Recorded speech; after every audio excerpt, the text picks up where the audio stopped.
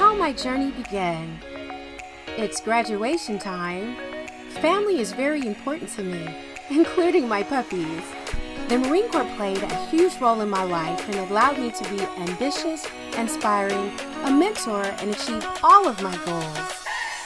As a financial expert, I've received multiple awards, done various events as a guest speaker all over the U.S. with my platform of creating healthy financial habits, along with having my own business, all leading up to my show. Come along for the journey. Hello, Gems, and welcome. For the month of February, our theme continues to be Black History Month and focusing on civil unrest, our justice system, education, and Black love. Up next is part 2 with our PhD candidate, Lisa Covington. We'll be talking about the educational inequality of Black students, how our early teachings mold our thoughts and the thoughts of non-Black students as well. Before we speak with her, here are a few statistics on the inequality of education.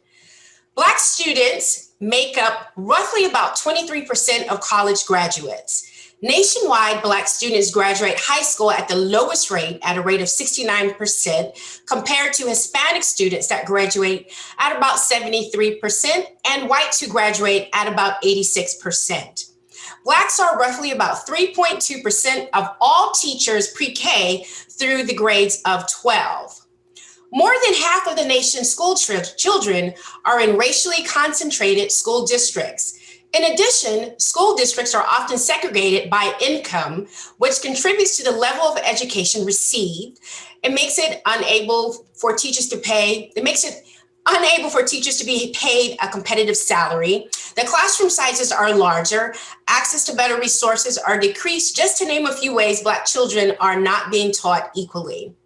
So we're going to get ready to watch a brief video of our guests asking her students to reflect on important questions if they had the opportunity to speak with Frederick Douglass.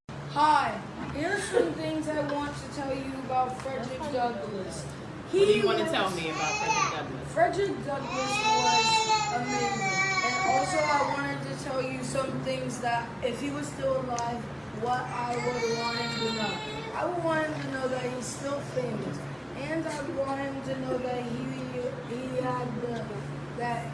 that we have a Black president. Mm-hmm. And lastly, I would want to tell you that he inspired a lot of people. He inspired a bunch of people. Okay, so Donald, what were some of the things you wrote down that you would want to tell Frederick Douglass?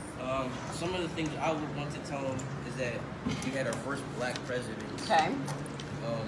Black people can now have any job they inspire them to have.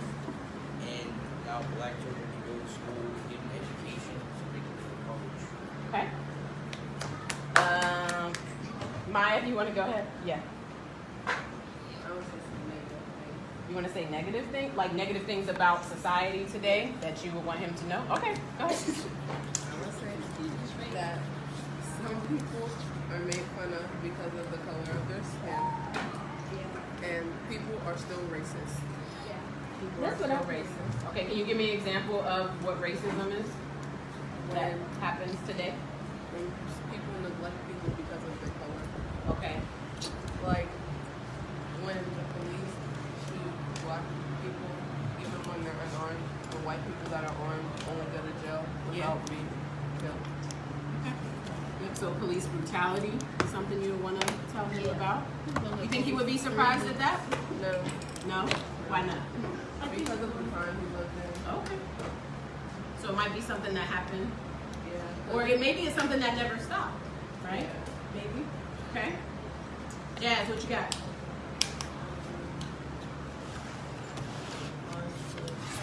He inspired a lot of people Why did he inspire a lot of people? because he showed that even if people don't want you to do good, you can still do good. Can you speak up a little bit because I can't hear you? He inspired people because he showed people that if people don't want you to see good, Okay. we're allowed to go to school We're allowed to go to school. Why is that important to him? What do you think? because we are allowed to go to school and you want to get education. Yeah. he wasn't allowed to go to school, right? And he kind of had to sneak around to learn to read, right? Yep. You want to tell me some facts? Nope. I got like mostly The same ones. Okay. Anyone have any additions? Yes, ma'am. negative. You have negative? Yeah. Things negative about society? Yes. Okay, what do you want to tell me? Black people are killing each other. Okay. Black people are killing each other. Okay, what else? That's it? There's nothing else negative in society that's going on? Wait, I have something happened to me. People are racist. That's kind of a big deal, yeah. Something happened to me yesterday. So we were on the bridge watching fireworks, Yeah. and the police told us to move, but he didn't tell the Caucasian people in the back, in the car behind us to move. And I thought that was rude. That bridge was traffic. I wasn't thinking. Thank you so much for sharing that video. It's always inspiring to hear our youth express their thoughts regarding their issues. So, Jims, let's welcome back Peach State candidate Lisa Covington to the show. Lisa, how are you doing? I'm good, Jewel. How are you? I am doing well. So we have a lot to cover. This is part 2. Hopefully they've watched part 1 and they got a little bit of insight on who you are and the things you're most passionate about. So let's go ahead and jump into the inequality of education. So there are so many types of harm to the mind. The one that we're talking about today will affect the harm of the mind by our educational system. So let's start by discussing the early indoctrination of withholding information. And I'd like to start with Pedro Ninos. Tell us a little bit about who he is and the significance and importance of him. Yeah, so he was the navigator for Christopher Columbus. He was an African living in Spain at the time, and he was all across Europe as well. And so because he and other Africans had been to Turtle Island, right, before, which is what we now call the United States, that was something that he knew the journey. And so that was pretty easy for him. And we know that he and other Africans consistently took that trip without the goal of colonization, right? Very different from Europeans. And we know from Ivan van Sertima's book, They Came Before Columbus, the African Presence in the Americas, that it really just highlights that there were folks from the continent of Africa on Turtle Island beforehand. Yes, so the importance of Pedro Ninos is that, we're taught in school, Christopher Columbus discovered America. Christopher Columbus discovered America. And in true detail, that wasn't the case. These are, parts of Black history that gets left out. And not only does it get left out for Black students, but it gets left out for students of all races. I mean, we're all walking around Christopher Columbus. If it was on a quiz and Pedro Ninos was there, people wouldn't even know who he was. They'd be like, oh, they just stuck a name on there. We'd pick Christopher Columbus. And the importance of that is because you said they had been there before. This wasn't the first journey. This wasn't ahoy, we're going off to the unknown. And we're doing this. And to navigate the ship that Christopher Columbus was on, because he hadn't been before, is true to who we are as Black individuals and our ability to take this knowledge in and use it because they had been there before. So is there anything else that you would like to add on to that when it comes to the educational part? I mean, as far as historical figures like Pedro Ninos, I mean, I think there are 1,000, right, if not 1 million, right, Pedro Ninos that exist across different areas, across, navigation, right, technology, science, right? We have all these different areas that Africans and people of African descent contributed to consistently. And so, the education of our children, and even just of all of us as we grow up in the United States specifically, it serves as a socialization for us, right? School is a socialization process, and you either conform to what you're being taught or Mhm. you're dismissed, right? Or considered unruly or disruptive. And I think that a lot of what happened since Brown versus Board of Education, right? Since technically at the federal level, segregation became illegal, that didn't mean that schools were not still segregating, right? Right. And even to this day, we know that there are schools that are still, under that particular legislation that have not integrated fully yet, but it's still legal. So there are a lot of different layers to this, for sure. Absolutely. And people have this misconception that Africa needed to be saved by the white man, when in fact Africa was a successful country. It still is, with its own language, its own culture, traditions, religion, systems of revenue. So how does this lack of information harm children? Yeah, I think Africa is such a huge continent, right? Folks often forget that it's over 50 countries, Right. right? So it's a huge place. And even the way that it's positioned, if we look at any map, right, that's produced in the United States or the West, it looks very different, right? It makes it appear as though the United States, North America specifically, is bigger than it is, when in fact the continent of Africa is geographically much larger, Right. but the scale was condensed. So as far as the way that children are impacted, it's so broad, because the narrative in just general education, K-12 education, is that, you know, Black folks were slaves, Hmm. right? And that is kind of the extent of the history, with the exception of celebrating the Dr. Martin Luther King Jr. holiday, Right. right? And so there is not a lot of filling in the gaps of what that means. And, there's no information about how enslavement really disrupted the coast of Africa, that specifically that western coast of Africa. And also, slavery and enslavement of people was very common all over the world at that time. It was just when Europeans started to do it in this new world, it didn't look like any other place.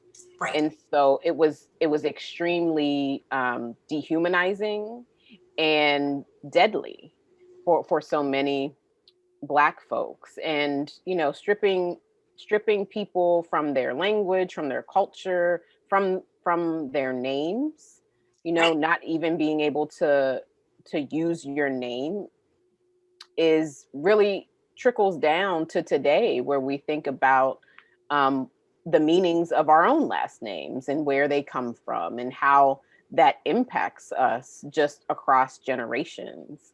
And so when we teach children that people from the continent of Africa are, we're just savages, Hmm.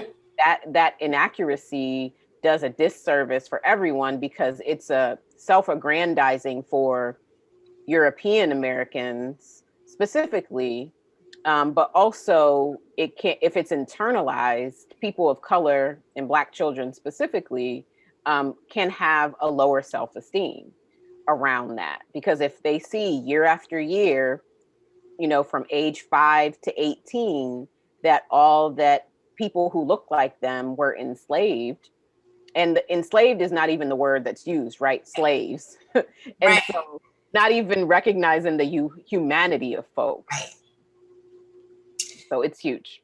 So it's definitely huge. Also, with a lot of that, I wanted to just hit on the fact that we're taught that, while Blacks were slaves, it took the white man coming to save us from this desolate country known as Africa. We're not used to seeing Africa in this beautiful light, in this country that it is. Like you said, 50 countries make up that. There's more than one language. that is indigenous to Africa. We're just taught that they were savages, like you said. And then the white men came, the rescue, white men riding on the horse that we see in the movies, to take them away from this desolate land, to bring them to another country to save us. And that's really, as you said, when you have that psychological embedded in your brain at such an early age, that continues to go when you're learning, and then when we're developing and when we're looking at the world around us, how Black people are treated now. And I also want to point out that Africa, I was sitting there and talking to my favorite uncle. I talked to him about everything, that Africa has Black presidents. And I've always wanted to tell people that remember that, like, we're over here, we celebrated Barack Obama, number one, right? That we consider Black.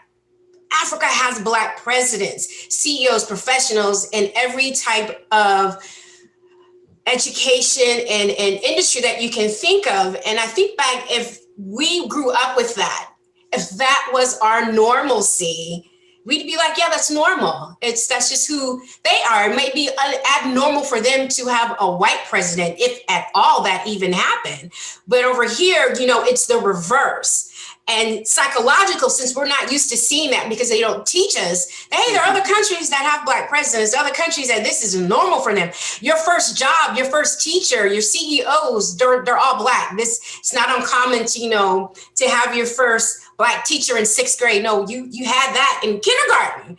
So having that as a normalcy is such a privilege that, I always say, people need to remember the importance of the Black culture and Africa. And your niece, I know you mentioned it before, she said something and I loved it, what she said. So share that with us, because that really goes to, one, her awareness of the things that she's taught, and then being around you and probably her family and friends. So the importance of what she said.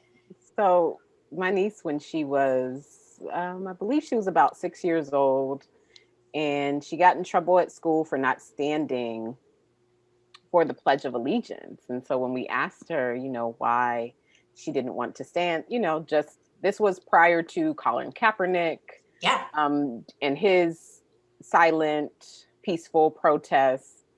And she said, why should I stand and pledge allegiance to a country that doesn't pledge allegiance to me? And so we couldn't say that she was wrong. Right. We couldn't say she was wrong. It was just like, oh, okay, we'll make sure you say that the next time at school and you can sit there. So it's definitely an interesting dynamic to know that as her, as a part of her family, she's paying attention, she's listening to our conversations and understanding it through like this critical thinking lens. Yeah, and the critical thinking. So, schooling is a place of conformity, not a place of critical thinking. And you just hit on that. So explain to us both conformity and how critical thinking is lost in our educational system. Yeah, so a lot of people think that school started as a place to learn. And historically, schools were a place to create citizens. And that is something that a lot of scholars and historians have focused on. And it's very well known in a lot of the literature. And so part of that, what gets lost is kind of the translation to today, right? Where it's like, oh, well, school is the place to learn. And, well, why aren't you learning X in school? That's something that a lot of young people will tell their parents, or vice versa. Rather, the parents would ask well, why don't you know about who Dr. King is? Or why don't you know who fill in the blank is, right? And it's just a way for really folks to either be affirmed in quote unquote being smart, right? And so it's assumed that if you conform well, you're smart. And if you're not, you're disruptive. But in reality, we know that before Brown versus Board of Education, that specifically for Black students, school was a place of critical thinking. It was a place that encouraged independence and creativity with thought because they had Black teachers, Black administrators, right? And so when you are in this environment that encourages thinking, it's very different than when you are forced to go to a space where people don't look like you, people treat you with contempt, and you're there to just regurgitate information, right? And as Paulo Freire says, the banking method of education does not work, right? When you're just depositing information into students as if it's, like the bank, and then you withdraw when you take the test, right? You spit back out the information. And that's not critical thinking, but so many students of a variety of backgrounds think that if they perfect that from kindergarten to high school, that they are somehow smarter than students who challenge that, and that is just not true. Yeah, absolutely. And being able to be smart is sometimes equated to being able to memorize. We memorize all of these things to, just like you said, regurgitate them on tests. That's all we're doing. We hear you, you say X, Y, Z is going to be on the test. I say, got it. I regurgitate it back. I get my A, cheers for me.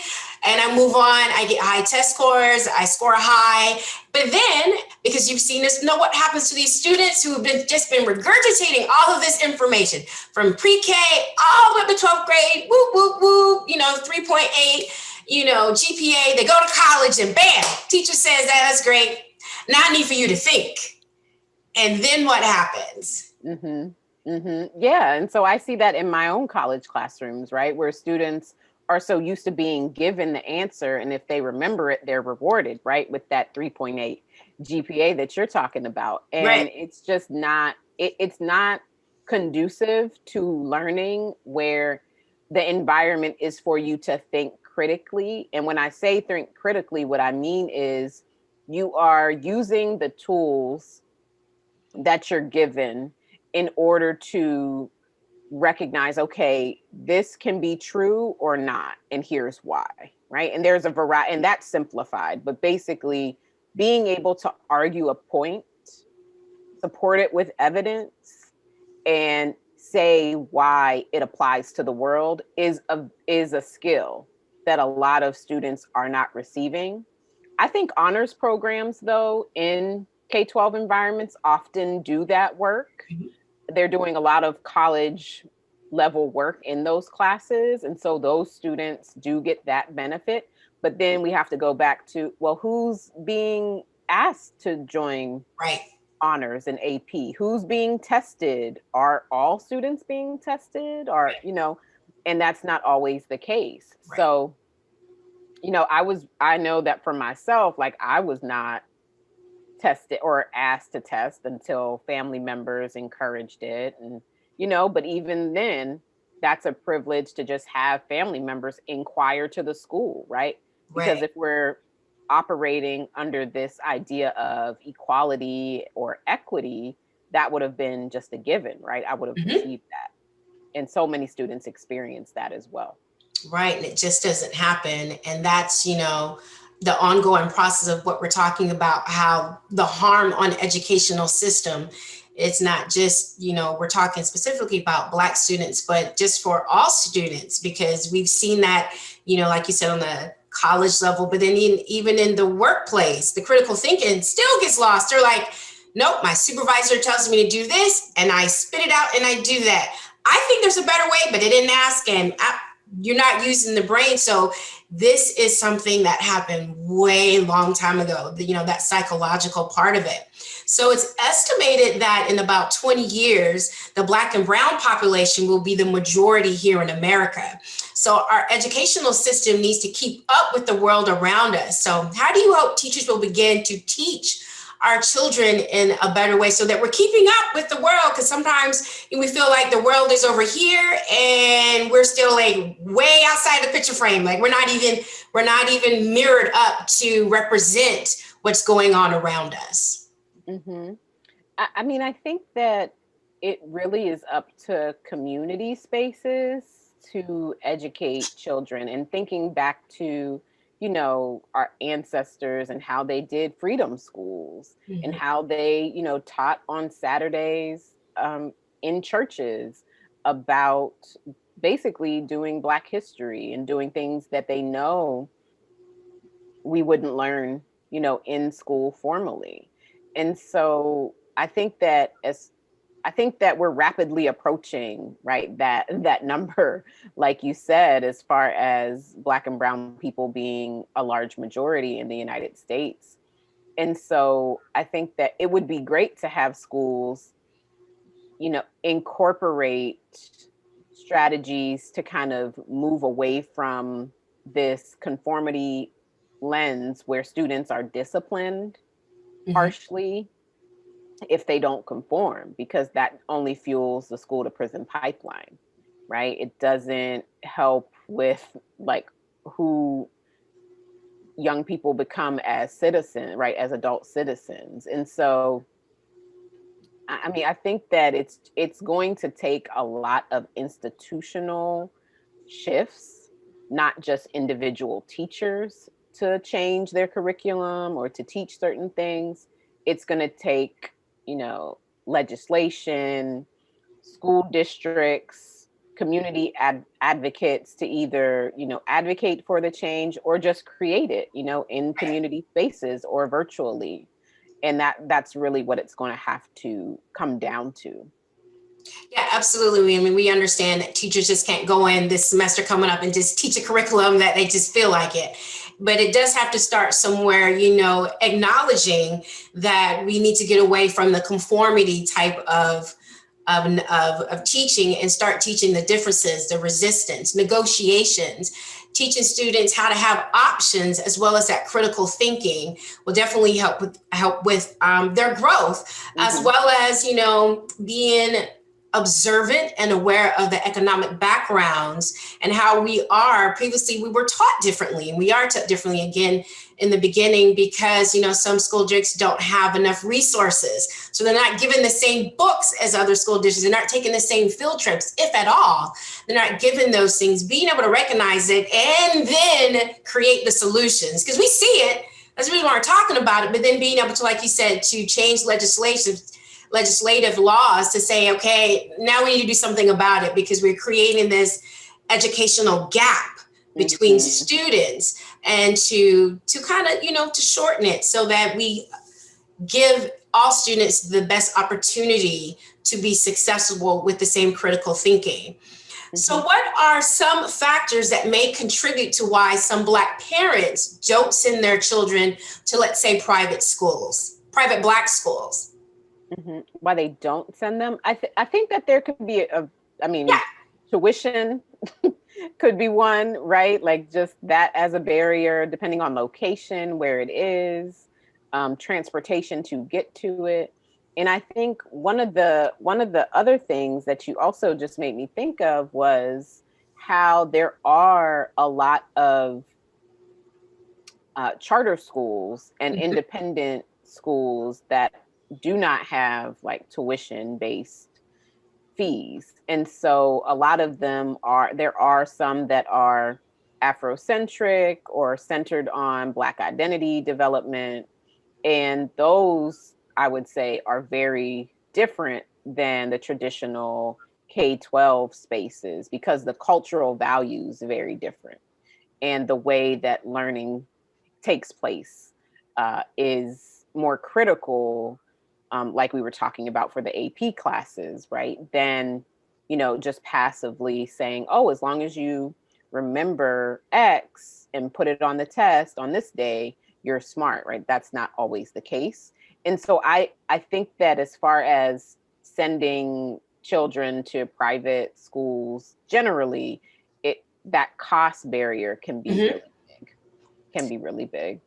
Yeah, definitely. I would also say that sometimes parents don't know to look into it just to see what may be available to them in their area, maybe what their child may can benefit from. Whether it's scholarships. I've heard of sometimes students being able to go to different schools because of their, not the curriculum, but maybe because of their activities. We all know if you were in Girl Scouts or Boy Scouts, it affords you different things that you're like, oh, I had no idea that this particular program could accelerate that. But just being aware that those opportunities are out there and look into them, because you're right. It may not be the closest school to you, could be 3 hours away. And how are we going to do that with transportation and getting there? But just knowing that there are other options. So speaking of options, so what are some things Black parents, our mentors, and individuals can do both in and outside their home to help decrease the educational, the lacking of our Black youth? I think that it depends on the perspective, right? And everybody's different, so our comfort level is going to vary. So if parents or community members are interested in reforming current systems, that means going to school board meetings consistently. That means engaging in committees that are a part of the school district.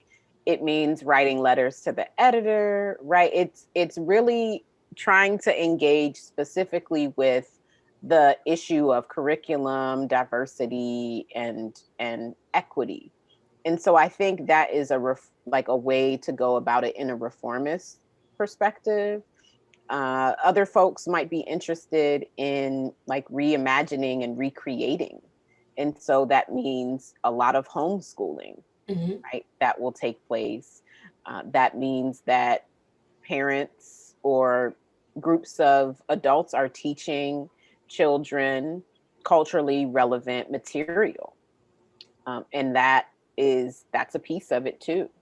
I think that is oftentimes it can be a challenging route with work and different things of that nature that the parents have, but it really requires us to think creatively about how we want to educate our children, as well as thinking about, well, what can I do to supplement what's already happening, right? You can do summer reading programs with your kids, right? With the neighborhood, and focusing on Black authors. There are a number of things to do to supplement the education that they're already receiving, and also just laying a groundwork for, you might learn this X in school, right? But at home, you're learning this. So even just teaching about the dynamics of school as a conformist place is something that can help kids as well. Absolutely. And I would say, learn about Africa before, during, and after the slave trade. That is a phenomenal country. And like I keep saying, we get lost they took the slaves and then Africa just went poof. No, that's not what happened. They didn't take every single last person that was Black in Africa. People think that too. They just took them all. There was nobody left. Really? Where'd those other people come from? No, they didn't take them all. So, teaching that, because you're not going to get that taught in school. Like you said, the getting involved in your community and striving for higher learning and learning those things in the house, definitely all are good points for that. And getting involved in the community. So she has Black Lives Matter at school, Blacks in Technology. There's so many things that we listen, that I always tell people, no matter what industry that you're in, there's something for you. There's ColorComm. ColorComm is an essential organization for women of color in all areas of communication, including public relations, corporate communications, advertising, print media, the National Association of Advancement of Colored People, the NAACP, National Association of African American and Human Resources. We can go on and on, the National Black Chamber of Commerce, National Black Justice Commission. There's so many ways for us to get not only ourselves as mentors and teachers, but our children involved, that you don't have to wait for the school to say it's Black History Month. No, it could be Black History Day every single time if you just reach out into your local communities for that. So Gems, it's that time for your financial gems. So just a few things that we went over. So remember to involve your significant other and your children in the finances. So a lot of this you've been hearing is maybe finances may not have been the reason for the different type of options that you have. Start early with your savings. So you start in pre-K. Let's not wait until 16, 17 to start determining, to striving for a higher learning. How are we going to get there? Record your spending, create a budget. These are things that you can do with your family. It doesn't have to be a secret. You can start budget. I know I had a budget at an early age. I didn't call it a budget, but it was mine, my particular thing to just watch the little bitty coins that I had coming in and going out. And develop a realistic saving strategy. I always say that it needs to be realistic. It's not my strategy. It's not PhD candidate Lisa's, it's yours. It needs to be realistic to where you want to be and realistic where you want to go. And finally, save more and borrow less. If I can preach on anything, save more than what you're borrowing. So that way, you don't end up with a lot of loans, and not just student loans. You can have any type of loans from any amount of places. So it is our show custom to have every guest provide their favorite inspirational quote. She gave us a wonderful quote on part 1. Miss Lisa, do you have a wonderful inspirational quote you would like to share with us today? I think I just would like to reiterate, because it's similar, right? What Du Bois said in 1903, a system cannot fail those it was never meant to protect. And talking about the education system, I think that fits just as well, whether we're talking about education or the injustice system. Absolutely. Thank you so much for your friendship, your gems, and being a guest today on our show and being part of the journey.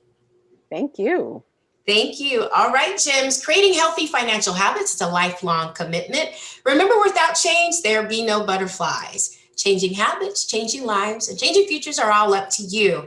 Till next time, take care of yourself and each other.